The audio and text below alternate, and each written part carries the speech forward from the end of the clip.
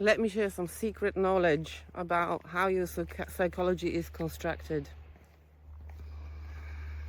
So there are 4 main types of anxiety, okay? Fight, flight, freeze, and fawn.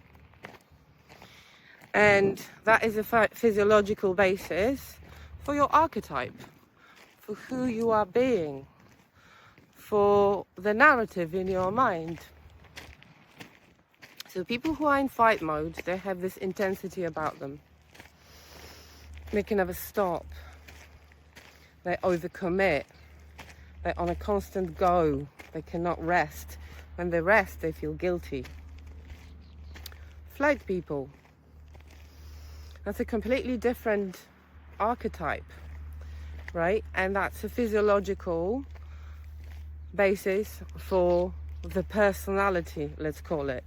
Because flight people, whose nervous system has learned that to deal with stress, challenge, confrontation, they need to flee the scene. This is when you would call people avoidant, detaching, disassociating. They're very anxious inside, but outside they behave as aloof, let's say.